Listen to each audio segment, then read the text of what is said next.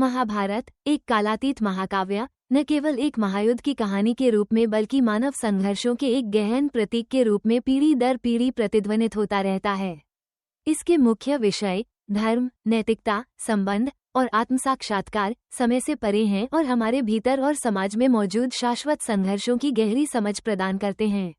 इसके महत्व को महाकाव्य से जुड़े विस्तृत उदाहरणों और वर्तमान समय की समानताओं के माध्यम से समझने पर हम ये बेहतर समझ सकते हैं कि महाभारत क्यों एक शाश्वत युद्ध है।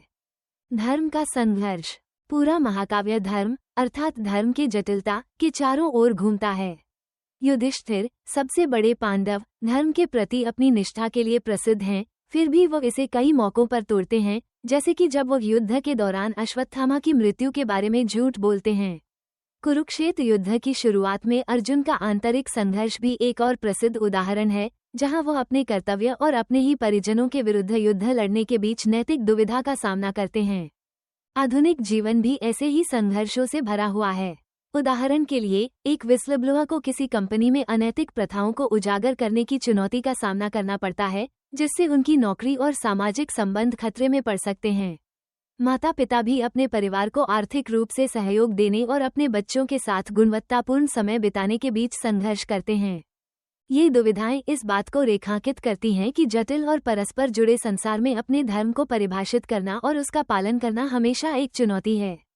अंदरूनी संघर्ष। कुरुक्षेत्र के मैदान पर अर्जुन का आंतरिक संघर्ष अंदरूनी युद्ध का सबसे प्रमुख प्रतिनिधित्व है। भय, लगाव और संदेह से अभिभूत होकर वो अपने उद्देश्य पर सवाल उठाते हैं और कृष्ण का मार्गदर्शन मांगते हैं।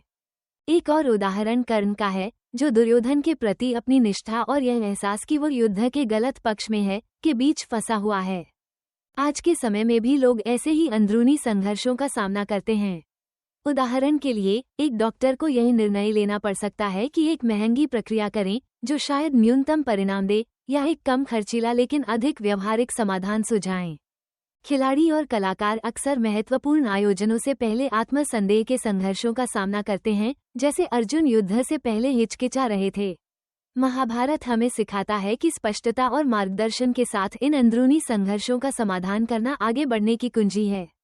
सत्ता और लालच का शाश्वत खेल। दुर्योधन की सत्ता के प्रति असीमित लालसा और पांडवों को केवल 5 गांव देने से भी इनकार करना अनियंत्रित महत्वाकांक्षा की विनाशकारी संभावनाओं का उदाहरण है।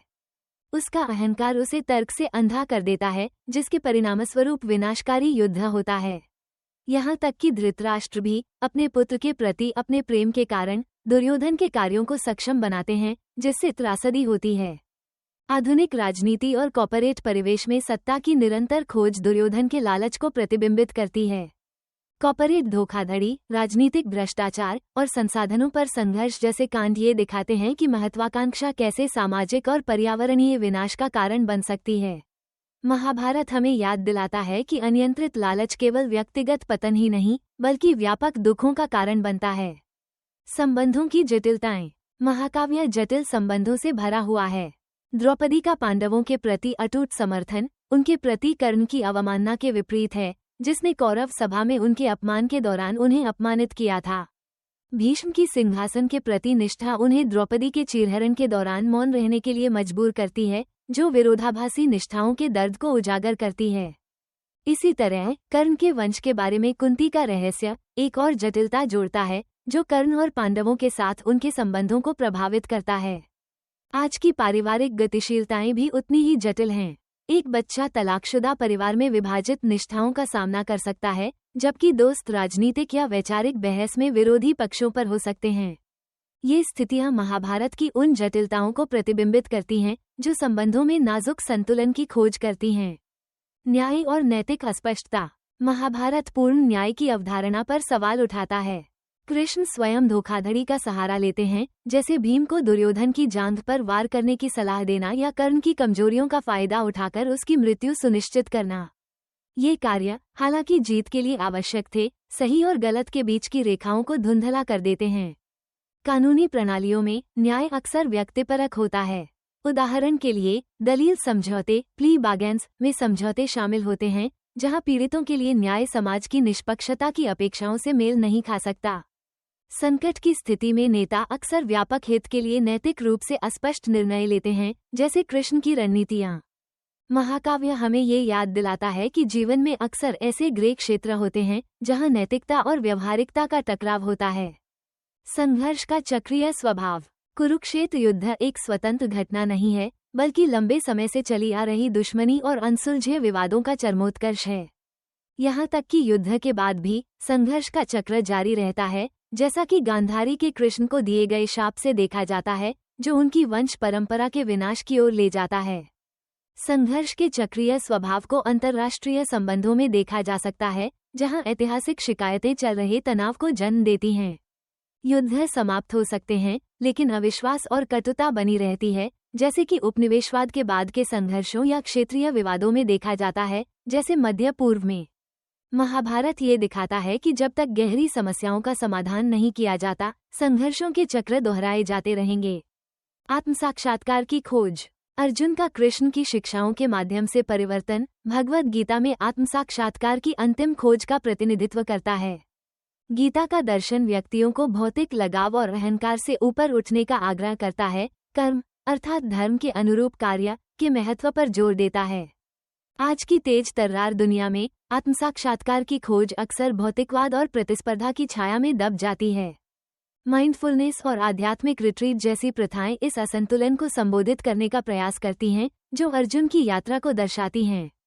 पेशेवर जो केवल आर्थिक सफलता से आगे का उद्देश्य खोज रहे हैं या जो व्यक्ति आंतरिक शांति की तलाश कर रहे हैं, गीता की शिक्षाओं को प्रतिबिंबित करते हैं।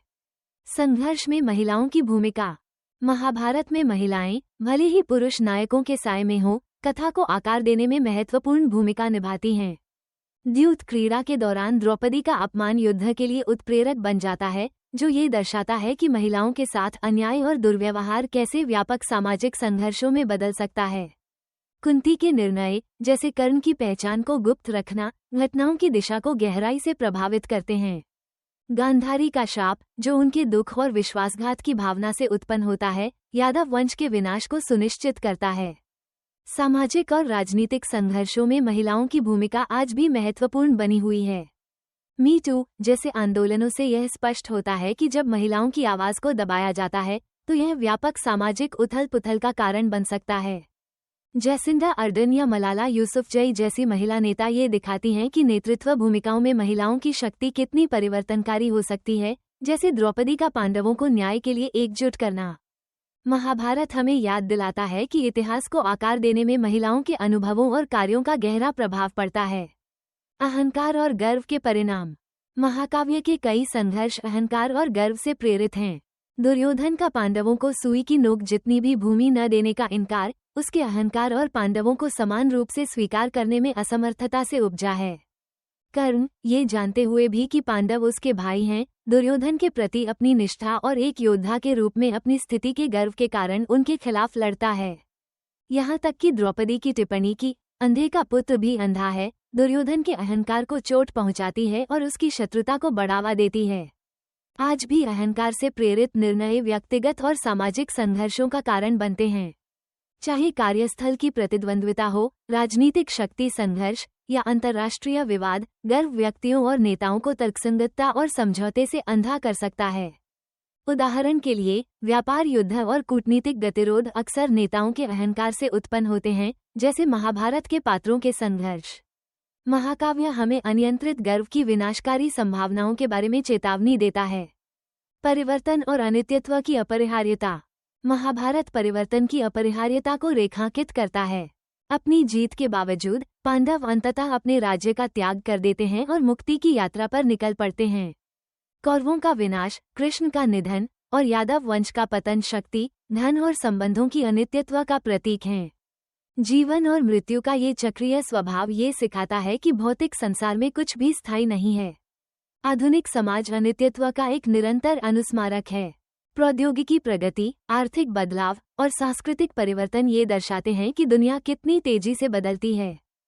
साम्राज्यों, व्यवसायों और यहाँ तक कि सामाजिक रुझानों का उदय और पतन महाभारत के इस पाठ को प्रतिबिंबित करता है कि भौतिक चीजों से चिपके रहना या परिवर्तन का विरोध करना व्यर्थ है। महाकाव्य हमें कृष्ण की अर्जुन को दी गई शिक्षाओं में दिखाए गए ज्ञान और अलगाव के साथ जीवन की क्षणभंगुर प्रकृति को अपनाने के लिए प्रेरित करता है। महाभारत अपनी गहराई और जटिलता के साथ मानव अस्तित्व को समझने के लिए एक शाश्वत मार्गदर्शक बना रहता है।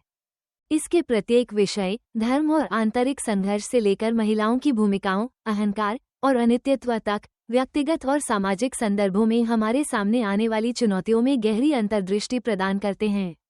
इन पाठों पर चिंतन करके हम अपने शाश्वत युद्धों को अधिक स्पष्टता, करुणा और लचीलेपन के साथ नेविगेट कर सकते हैं और जीवन की अराजकता में सामंजस्य पा सकते हैं।